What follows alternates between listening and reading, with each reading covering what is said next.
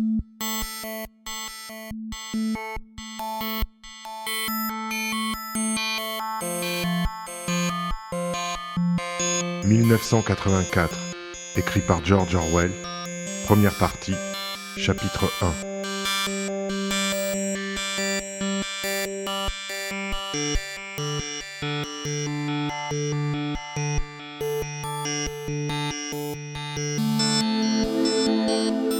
C'était une journée d'avril, froide et claire. Les horloges sonnaient 13 heures. Winston Smith, le menton rentré dans le cou, s'efforçait d'éviter le vent mauvais. Il passa rapidement la porte vitrée du bloc des Maisons de la Victoire. Pas assez rapidement cependant pour empêcher que s'engouffre en même temps que lui un tourbillon de poussière et de sable. Le hall sentait le chou cuit et le vieux tapis. À l'une de ses extrémités, une affiche de couleur, trop vaste pour ce déploiement intérieur, était clouée au mur. Elle représentait simplement un énorme visage, large de plus d'1 mètre, le visage d'un homme d'environ 45 ans, à l'épaisse moustache noire, aux traits accentués et beaux. Winston se dirigea vers l'escalier. Il était inutile d'essayer de prendre l'ascenseur. Même aux meilleures époques, il fonctionnait rarement. Actuellement, d'ailleurs, le courant électrique était coupé dans la journée. C'était une des mesures d'économie prises en vue de la semaine de la haine. Son appartement était au 7e. Winston, qui avait 39 ans et souffrait d'un ulcère variqueux au-dessus de la cheville droite, montait lentement. Il s'arrêta plusieurs fois en chemin pour se reposer. À chaque palier, sur une affiche collée au mur, face à la cage de l'ascenseur, l'énorme visage vous fixait du regard. C'était un de ces portraits arrangés de telle sorte que les yeux semblent suivre celui qui passe. Une légende, sous le portrait, disait « Big Brother vous regarde ». À l'intérieur de l'appartement de Winston, une voix sucrée faisait entendre une série de nombres qui avaient trait à la production de la fonte. La voix provenait d'une plaque de métal oblongue, miroir terne encastré dans le mur de droite. Winston tourna un bouton, et la voix diminua de volume, mais les mots étaient encore distincts. Le son de l'appareil, du télécran comme on disait, pouvait être assourdi, mais il n'y avait aucun moyen de l'éteindre complètement. Winston se dirigea vers la fenêtre. Il était de stature frêle, plutôt petite, et sa maigreur était soulignée par la combinaison bleue, uniforme du parti. Il avait les cheveux très blonds, le visage naturellement sanguin, la peau durcie par le savon grossier, les lames de rasoir émoussées et le froid de l'hiver qui venait de prendre fin.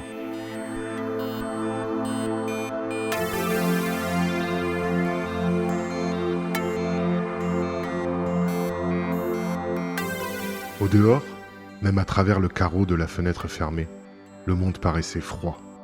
Dans la rue, de petits remous de vent faisaient tourner en spirale la poussière et le papier déchiré. Bien que le soleil brillât et que le ciel fût d'un bleu dur, tout semblait décoloré, hormis les affiches collées partout. De tous les carrefours importants, le visage à la moustache noire vous fixait du regard. Il y en avait un sur le mur d'en face. « Big Brother vous regarde », répétait la légende, tandis que le regard des yeux noirs pénétrait les yeux de Winston. Au niveau de la rue, une autre affiche, dont un angle était déchiré, battait par à coups dans le vent, couvrant et découvrant alternativement un seul mot, Hang Sok. Au loin, un hélicoptère glissa entre les toits, plana un moment, telle une mouche bleue, puis repartit comme une flèche dans un vol courbe. C'était une patrouille qui venait mettre le nez aux fenêtres des gens. Mais les patrouilles n'avaient pas d'importance. Seule comptait la police de la pensée. Derrière Winston, la voix du télécran continuait à débiter des renseignements sur la fonte et sur le dépassement des prévisions pour le 9e plan triennal. Le télécran recevait et transmettait simultanément. Il captait tous les sons émis par Winston au-dessus d'un chuchotement très bas.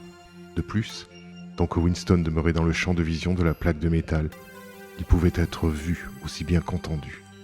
Naturellement, il n'y avait pas moyen de savoir si, à un moment donné, on était surveillé. Combien de fois, et suivant quel plan, la police de la pensée se branchait-elle sur une ligne individuelle quelconque? Personne ne pouvait le savoir. On pouvait même imaginer qu'elle surveillait tout le monde, constamment. Mais de toute façon, elle pouvait mettre une prise sur votre ligne chaque fois qu'elle le désirait. On devait vivre, on vivait, car l'habitude devient instinct, en admettant que tout son émis était entendu et que, sauf dans l'obscurité, tout mouvement était perçu. Winston restait le dos tourné au télécran. Bien qu'un dos, il le savait, pût être révélateur, c'était plus prudent. À 1 kilomètre, le ministère de la Vérité, où il travaillait, s'élevait vaste et blanc au-dessus du paysage sinistre. Voilà Londres, pensa-t-il, avec une sorte de vague dégoût. Londres, capitale de la première région aérienne, la 3e par le chiffre de sa population des provinces de l'Océania. Il essaya d'extraire de sa mémoire quelques souvenirs d'enfance, qui lui indiqueraient si Londres avait toujours été tout à fait comme il la voyait. Y avait-il toujours eu ces perspectives de maisons du 19e siècle en ruine, ces murs étayés par des poutres, ces cartons fenêtres pour remplacer les vitres, ces toits plâtrés de tôle ondulée, ces clôtures de jardins délabrées et penchées dans tous les sens? Y avait-il eu toujours ces emplacements bombardés où la poussière de plâtre tourbillonnait, où les pilotes grimpaient sur les monceaux de décombres? Et ces endroits où les bombes avaient dégagé un espace plus large et où avaient jailli de sordides colonies d'habitacles en bois, semblables à des cabanes à lapins. Mais c'était inutile. Winston n'arrivait pas à se souvenir. Rien ne lui restait de son enfance, hors une série de tableaux brillamment éclairés, sans arrière-plan et absolument inintelligibles.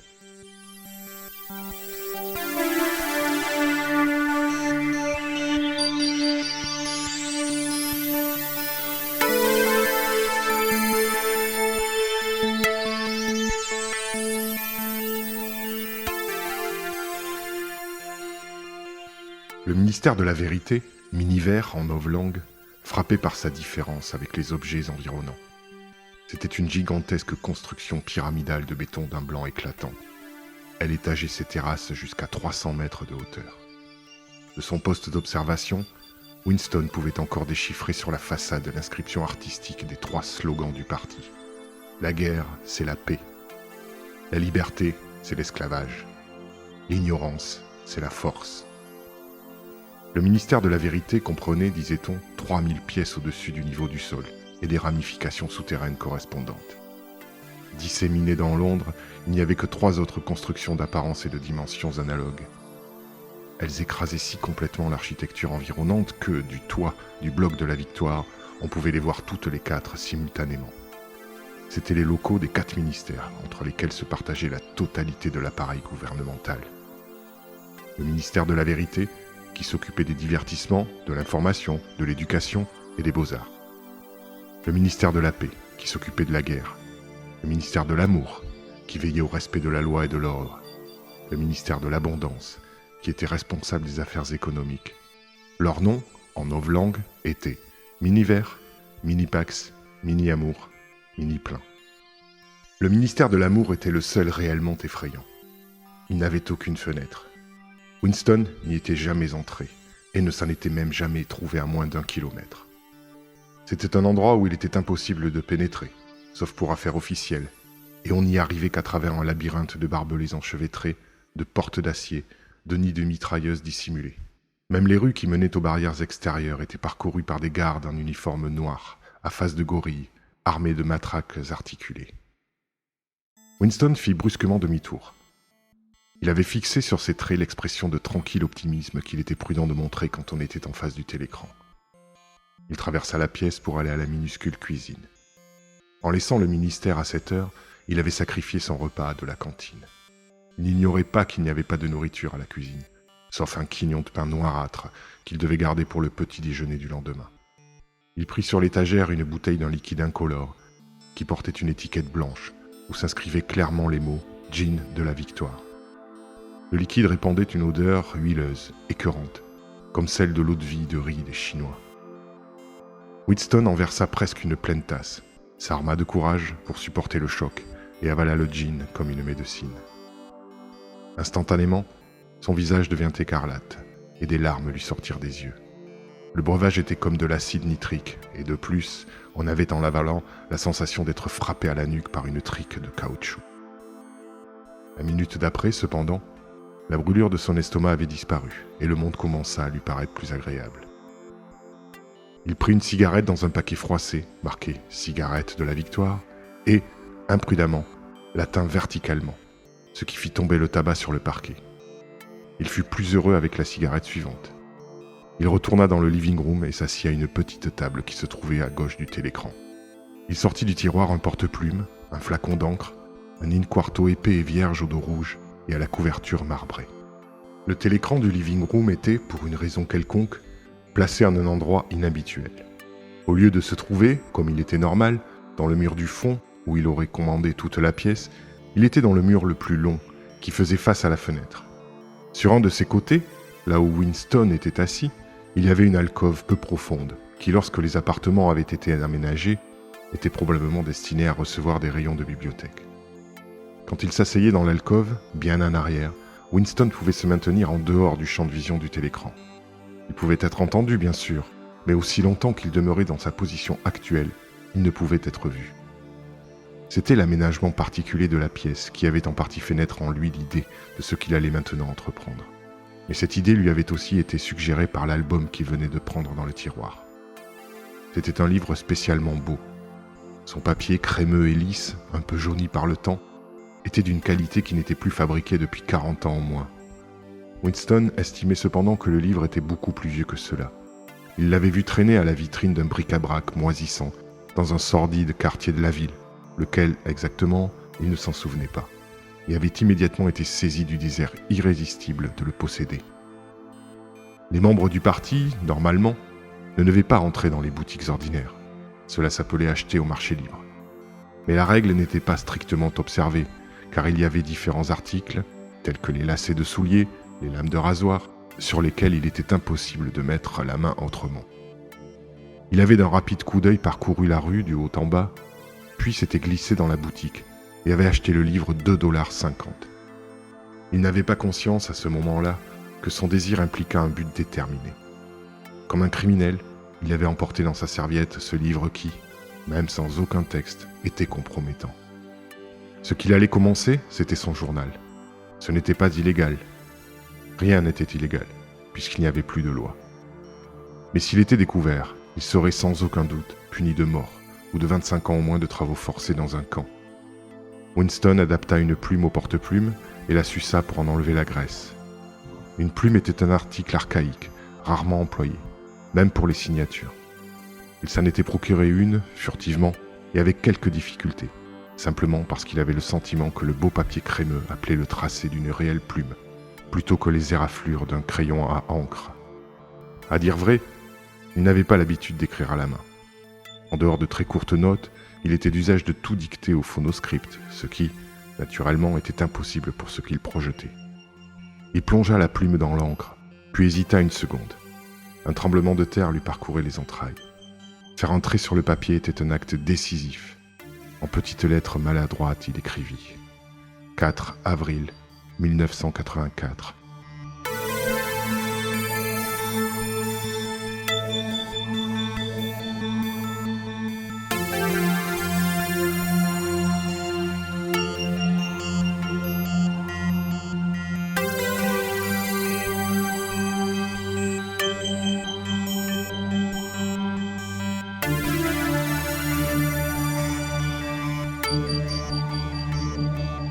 Il se redressa. Un sentiment de complète impuissance s'était emparé de lui. Pour commencer, il n'avait aucune certitude que ce fût vraiment 1984. On devait être aux alentours de cette date, car il était sûr d'avoir 39 ans, et il croyait être né en 1944 ou 1945. Mais, par les temps qui couraient, il n'était possible de fixer une date qu'à 1 ou 2 ans près. Et pour qui écrivait-il ce journal ? Cette question, brusquement, s'imposa à lui. Pour l'avenir, pour des gens qui n'étaient pas nés. Son esprit erra un moment autour de la date approximative écrite sur la page, puis bondit sur un mot novlangue, double pensée. Pour la première fois, l'ampleur de son entreprise lui apparut. Comment communiquer avec l'avenir ? C'était impossible intrinsèquement. Ou l'avenir ressemblerait au présent et on ne l'écouterait pas, ou il serait différent, et son enseignement, dans ce cas, n'aurait aucun sens. Pendant un moment, il fixa stupidement le papier. L'émission du télécran s'était changée en une stridente musique militaire. Winston semblait non seulement avoir perdu le pouvoir de s'exprimer, mais avoir même oublié ce qu'il avait d'abord eu l'intention de dire. Depuis des semaines, il se préparait à ce moment, et il ne lui était jamais venu à l'esprit que ce dont il aurait besoin, c'était de courage. Écrire était facile. Tout ce qu'il avait à faire, c'était transcrire l'interminable monologue ininterrompu qui, littéralement depuis des années, se poursuivait dans son cerveau. En ce moment, cependant, même le monologue s'était arrêté.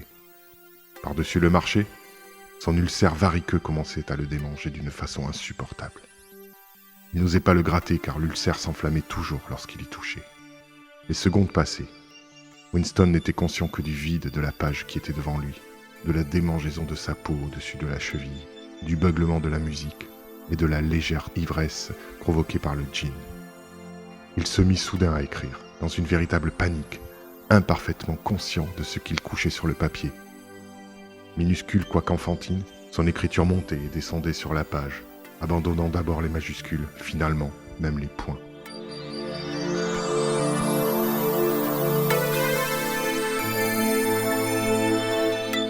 « 4 avril 1984. Hier, soirée au ciné. Rien que des films de guerre. Un très bon film montrait un navire plein de réfugiés, bombardé quelque part dans la Méditerranée. Auditoire très amusé par les tentatives d'un gros homme gras qui essayait d'échapper en nageant à la poursuite d'un hélicoptère. On le voyait d'abord se vautrer dans l'eau comme un marsouin, puis on l'apercevait à travers le viseur du canon de l'hélicoptère. Il était ensuite criblé de trous et la mer devenait rose autour de lui. Puis il sombrait aussi brusquement que si les trous avaient laissé pénétrer l'eau. Le public criait à gorge déployée quand il s'enfonça. On vit ensuite un canot de sauvetage plein d'enfants que survolait un hélicoptère. Une femme d'âge moyen, qui était peut-être une juive, était assise à l'avant. Un garçon d'environ 3 ans dans les bras. Petit garçon criait de frayeur et se cachait la tête entre les seins de sa mère comme s'il essayait de se terrer en elle, et la femme l'entourait de ses bras et le réconfortait, alors qu'elle était elle-même verte de frayeur. Elle le recouvrait autant que possible, comme si elle croyait que ses bras pouvaient écarter de lui les balles. Ensuite, l'hélicoptère lâcha sur eux une bombe de 20 kilos, qui éclata avec un éclair terrifiant, et le bateau vola en éclats. Il y eut ensuite l'étonnante projection d'un bras d'enfant, montant droit dans l'air. Un hélicoptère muni d'une caméra a dû le suivre, et il y eut des applaudissements nourris venant des fauteuils. Mais une femme qui se trouvait au poulailler s'est mise brusquement à faire du bruit, en frappant du pied et en criant. « On ne doit pas montrer cela, pas devant les petits, on ne doit pas, ce n'est pas bien, pas devant les enfants. » Ce n'est pas jusqu'à ce que la police la saisisse et la mette à la porte, et je ne pense pas qu'il lui soit arrivé quoi que ce soit, personne ne s'occupe de ce que disent les prolétaires, les typiques réactions prolétaires, jamais on... Winston s'arrêta d'écrire, en partie parce qu'il souffrait d'une crampe. Il ne savait pas ce qui l'avait poussé à déverser ce torrent d'absurdité. Mais le curieux était que, tandis qu'il écrivait, un souvenir totalement différent s'était précisé dans son esprit, au point qu'il se sentait presque capable de l'écrire. Il réalisait maintenant que c'était à cause de cet autre incident qu'il avait soudain décidé de rentrer chez lui et de commencer son journal ce jour-là. Cet incident avait eu lieu le matin au ministère, si l'on peut dire d'une chose si nébuleuse qu'elle a eu lieu. Il était presque 11 heures et, au commissariat aux archives, où travaillait Winston, on tirait les chaises hors des bureaux pour les grouper au centre du hall, face au grand télécran, afin de préparer les 2 minutes de la haine. Winston prenait place dans un des rangs du milieu, quand 2 personnes qu'il connaissait de vue, mais à qui il n'avait jamais parlé, entrèrent dans la salle à l'improviste. L'une était une fille qu'il croisait souvent dans les couloirs. Il ne savait pas son nom, mais il savait qu'elle travaillait au commissariat au roman. Il l'avait parfois vue avec des mains huileuses et tenant une clé anglaise. Elle s'occupait probablement à quelques besognes mécaniques sur l'une des machines à écrire des romans. C'était une fille d'aspect hardi, d'environ 27 ans, aux épais cheveux noirs, au visage couvert de taches de rousseur, à l'allure vive et sportive. Une étroite ceinture rouge, emblème de la Ligue anti-sexe des juniors, plusieurs fois enroulée à sa taille, par-dessus sa combinaison, était juste assez serrée pour faire ressortir la forme agile et dure de ses hanches. Winston l'avait détestée dès le premier coup d'œil. Il savait pourquoi. C'était à cause de l'atmosphère de terrain de hockey, de bains froids, de randonnées en commun, de rigoureuse propreté morale qu'elle s'arrangeait pour transporter avec elle. Il détestait presque toutes les femmes, surtout celles qui étaient jeunes et jolies. C'étaient toujours les femmes, et spécialement les jeunes, qui étaient les bigotes du parti, avaleuses de slogans, espionnes amateurs, dépisteuses d'hérésie. Mais cette fille en particulier lui donnait l'impression qu'elle était plus dangereuse que les autres. Une fois, alors qu'ils se croisaient dans le corridor, elle lui avait lancé un rapide regard de côté qui semblait le transpercer et l'avait rempli un moment d'une atroce terreur. L'idée lui avait même traversé l'esprit qu'elle était peut-être un agent de la police de la pensée. C'était à vrai dire très improbable. Néanmoins, il continuait à ressentir un malaise particulier, fait de frayeur autant que d'hostilité, chaque fois qu'elle se trouvait près de lui quelque part. L'autre personne était un homme nommé O'Brien, membre du parti intérieur. Il occupait un poste si important et si élevé que Winston n'avait qu'une idée obscure de ce qu'il pouvait être. Un silence momentané s'établit dans le groupe des personnes qui entouraient les chaises quand elles virent s'approcher sa combinaison noire, celle d'un membre du parti intérieur. O'Brien était un homme grand et corpulent, au cou épais, au visage rude, brutal et caustique. En dépit de cette formidable apparence, il avait un certain charme dans les manières.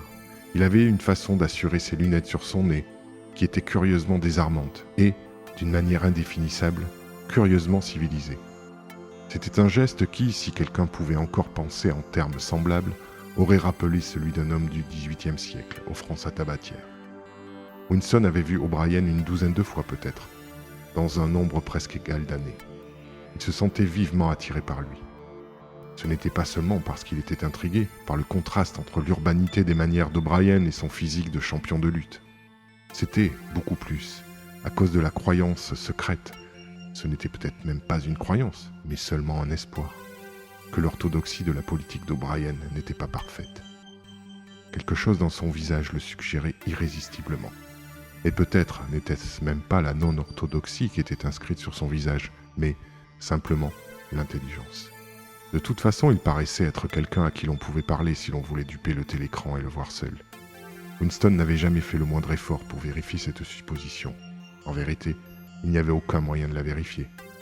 O'Brien, à ce moment, regarda son bracelet-montre, vit qu'il était près de 11 heures et décida, de toute évidence, de rester dans le commissariat aux archives jusqu'à la fin des 2 minutes de la haine.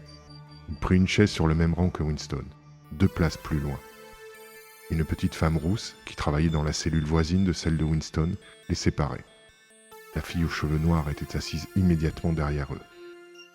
Un instant plus tard, un horrible crissement, comme celui de quelque monstrueuse machine tournant sans huile, éclata dans le grand télécran du bout de la salle. C'était un bruit à vous faire grincer les dents et à vous hérisser les cheveux. La haine avait commencé.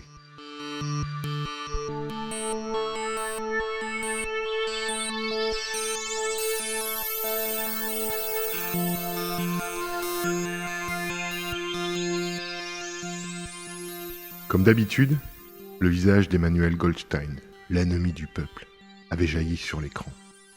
Il y eut des coups de sifflet çà et là dans l'assistance. La petite femme rousse jeta un cri de frayeur et de dégoût. Goldstein était le renégat et le traître. Il y avait longtemps, combien de temps personne ne le savait exactement, il avait été l'un des meneurs du parti, presque au même titre que Big Brother lui-même. Il s'était engagé dans une activité contre-révolutionnaire et avait été condamné à mort. S'était mystérieusement échappé et avait disparu.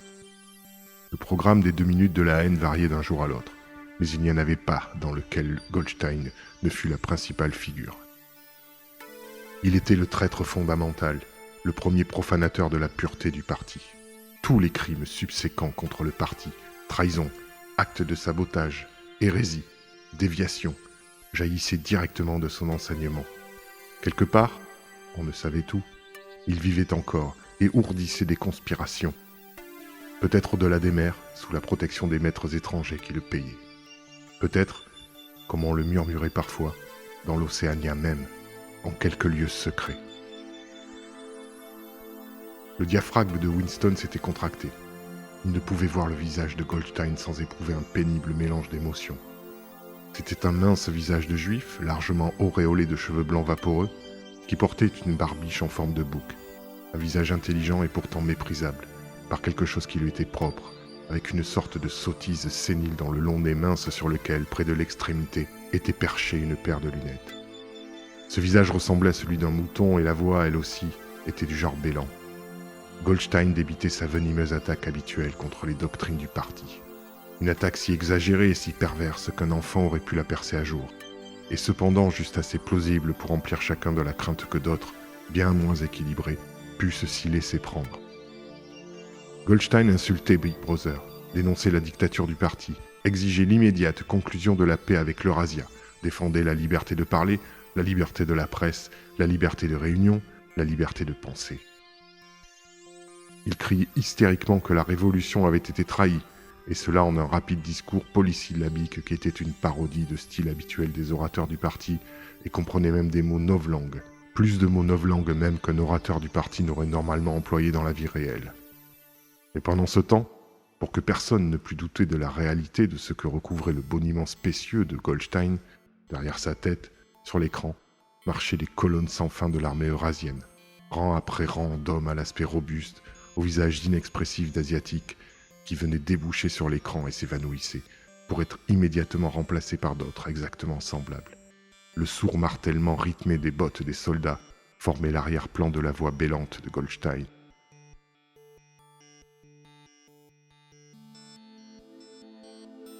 Avant les 30 secondes de la haine, la moitié des assistants laissaient échapper des exclamations de rage. Le visage de mouton satisfait et la terrifiante puissance de l'armée eurasienne étaient plus qu'on en pouvait supporter. Par ailleurs, voir Goldstein, ou même penser à lui, produisait automatiquement la crainte et la colère. Il était un objet de haine plus constant que l'Eurasia ou l'Estasia, puisque lorsque l'Océania était en guerre avec une de ses puissances, elle était généralement en paix avec l'autre. Mais l'étrange était que, bien que Goldstein fût haï et méprisé par tout le monde, bien que tous les jours et un millier de fois par jour, sur les estrades, au télécran, dans les journaux, dans les livres, ses théories fussent réfutées, écrasées, ridiculisées, que leur pitoyable sottise fût exposée au regard de tous. En dépit de tout cela, son influence ne semblait jamais diminuer. Il y avait toujours de nouvelles dupes qui attendaient d'être séduites par lui. Pas un jour ne se passait que des espions et des saboteurs à ses ordres ne fussent démasqués par la police de la pensée. Il commandait une grande armée ténébreuse, un réseau clandestin de conspirateurs qui se consacrait à la chute de l'État. On croyait que cette armée s'appelait la Fraternité. Il y avait aussi des histoires que l'on chuchotait à propos d'un livre terrible, résumé de toutes les hérésies, dont Goldstein était l'auteur et qui circulait clandestinement ça et là. Ce livre n'avait pas de titre. Les gens s'y référaient, s'ils s'y référaient jamais, en disant simplement « le livre ». Mais on ne savait de telles choses que par de vagues rumeurs. Ni la fraternité, ni le livre n'étaient des sujets qu'un membre ordinaire du parti mentionnerait s'il pouvait l'éviter. À la seconde minute, la haine tourna au délire. Les gens sautaient sur place et criaient de toute leur force pour s'efforcer de couvrir le bêlement affolant qui venait de l'écran. Même le lourd visage d'O'Brien était rouge. Il était assis très droit sur sa chaise. Sa puissante poitrine se gonflait et se contractait comme pour résister à l'assaut d'une vague. La petite femme aux cheveux roux avait tourné au rose vif, et sa bouche s'ouvrait et se fermait comme celle d'un poisson hors de l'eau. La fille brune qui était derrière Winston criait « Cochon ! Cochon ! Cochon !» Elle saisit soudain un lourd dictionnaire novlangue et le lança sur l'écran. Il atteignit le nez de Goldstein et rebondit. La voix continuait, inexorable. Dans un moment de lucidité, Winston se vit, criant avec les autres et frappant violemment du talon contre les barreaux de sa chaise. L'horrible, dans ces 2 minutes de la haine, était, non qu'on fût obligé d'y jouer un rôle, mais que l'on ne pouvait, au contraire, éviter de s'y joindre. Au bout de 30 secondes, toute feinte, toute dérobade devenait inutile. Une hideuse extase faite de frayeur et de rancune, un désir de tuer, de torturer, d'écraser des visages sous un marteau, semblait se répandre dans l'assistance comme un courant électrique et transformer chacun, même contre sa volonté, en un fou, vociférant et grimaçant.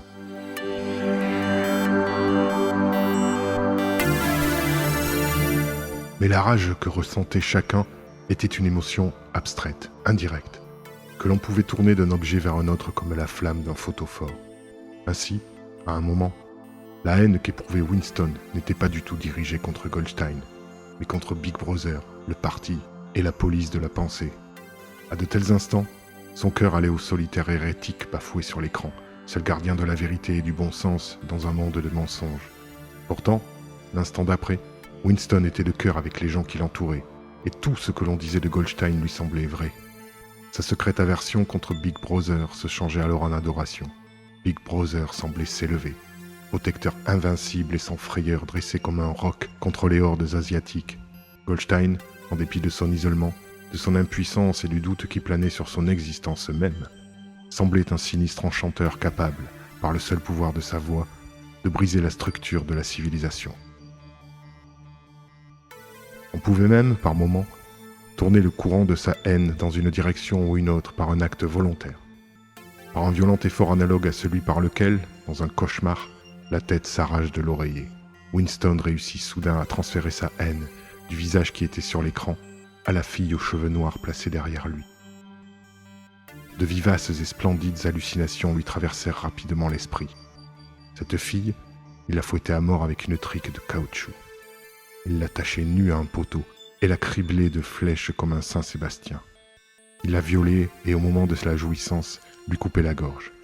Il réalisa alors, mieux qu'auparavant, pour quelle raison exactement il la détestait. Il la détestait parce qu'elle était jeune, jolie et asexuée, parce qu'il désirait coucher avec elle et qu'il ne le ferait jamais, parce qu'autour de sa douce et souple taille qui semblait appeler un bras, il n'y avait que l'odieuse ceinture rouge, agressif symbole de chasteté. La haine était là, à son paroxysme. La voix de Goldstein était devenue un véritable bêlement de mouton, et pour un instant, Goldstein devint un mouton. Puis le visage de mouton se fondit en une silhouette de soldat eurasien qui avança, puissant et terrible dans le grondement de sa mitrailleuse, et sembla jaillir de l'écran, si bien que quelques personnes du premier rang reculèrent sur leur siège.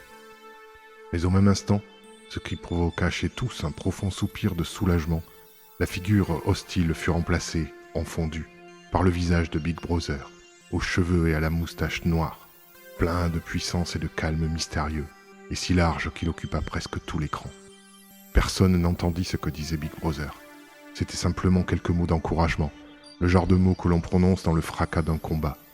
Ils ne sont pas précisément distincts, mais ils restaurent la confiance par le fait même qu'ils sont dits. Le visage de Big Brother disparut ensuite, et à sa place, les 3 slogans du parti s'inscrivirent en grosses majuscules. La guerre, c'est la paix. La liberté, c'est l'esclavage. L'ignorance, c'est la force. Mais le visage de Big Brother sembla persister plusieurs secondes sur l'écran, comme si l'impression faite sur les rétines était trop vive pour s'effacer immédiatement. La petite femme aux cheveux roux s'était jetée en avant sur le dos d'une chaise, avec un murmure tremblotant qui sonnait comme « mon sauveur ». Elle tendit les bras vers l'écran, puis elle cacha son visage dans ses mains. Elle priait. L'assistance fit alors éclater en chœur un chant profond, rythmé et lent. B. B. B. B. B. B. Encore et encore, très lentement, avec une longue pause entre le premier B et le second. C'était un lourd murmure sonore, curieusement sauvage, derrière lequel semblait retentir un bruit de pieds nus et un battement de tam-tam. Le chant dura peut-être 30 secondes. C'était un refrain que l'on entendait souvent au moment d'irrésistibles émotions. C'était en partie une sorte d'hymne à la sagesse et à la majesté de Big Brother, mais c'était, plus encore, un acte d'hypnose personnelle, un étouffement délibéré de la conscience par le rythme. Winston en avait froid au ventre. Pendant les 2 minutes de la haine, il ne pouvait s'empêcher de partager le délire général, mais ce chant sous-humain de B, B, B, B, l'emplissait toujours d'horreur. Naturellement, il chantait avec les autres. Il était impossible de faire autrement. Déguiser ses sentiments, maîtriser son expression, faire ce que faisaient les autres étaient des réactions instinctives. Mais il y avait un couple de secondes durant lesquelles l'expression de ses yeux aurait pu le trahir. C'est exactement à ce moment-là que la chose significative arriva, si en fait elle est arrivée. Son regard saisit un instant celui d'O'Brien. O'Brien s'était levé. Il avait enlevé ses lunettes et de son geste caractéristique, il les rajustait sur son nez. Mais il y eut une fraction de seconde pendant lesquelles leurs yeux se rencontrèrent. Et dans ce laps de temps, Winston sut, il en eut l'absolue certitude, qu'O'Brien pensait la même chose que lui. Un message clair avait passé.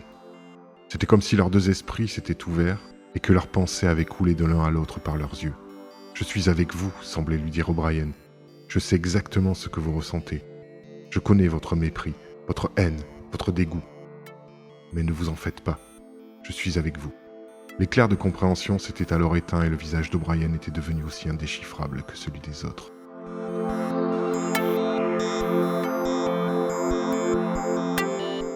C'était tout.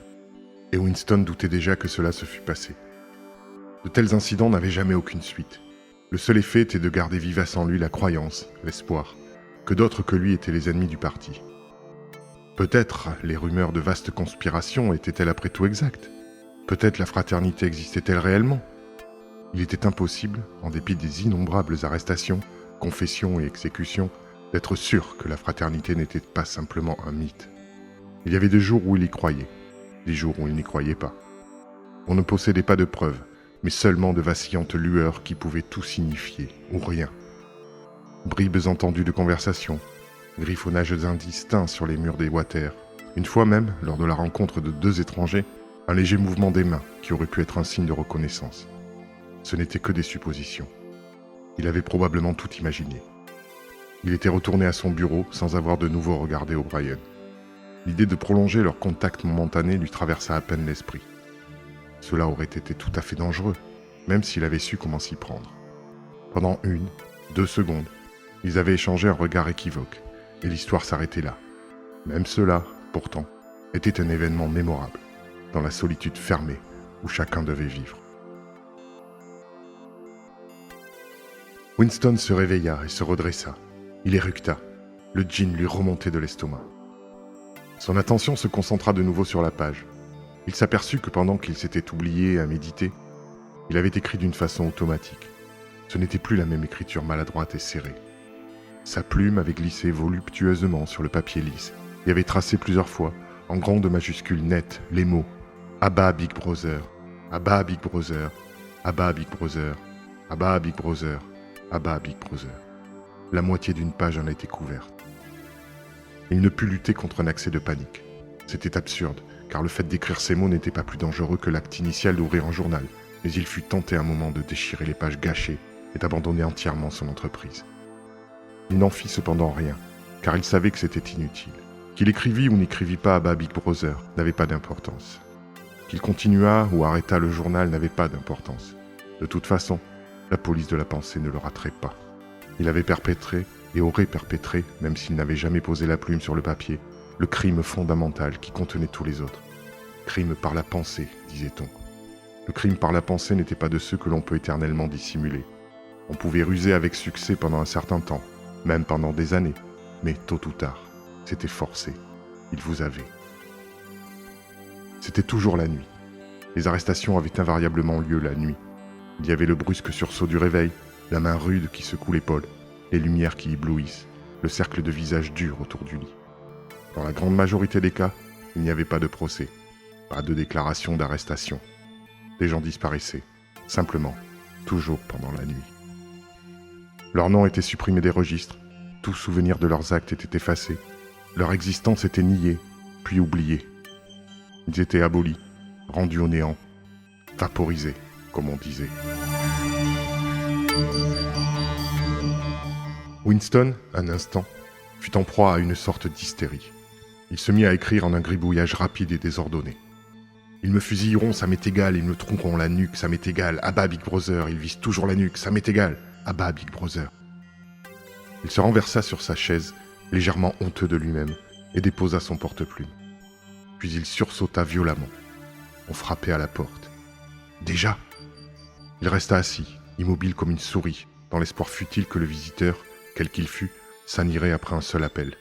Mais non, le bruit se répéta. Le pire serait de faire attendre. Son cœur battait à se rompre, mais son visage, grâce à une longue habitude, était probablement sans expression. Il se leva et se dirigea lourdement vers la porte.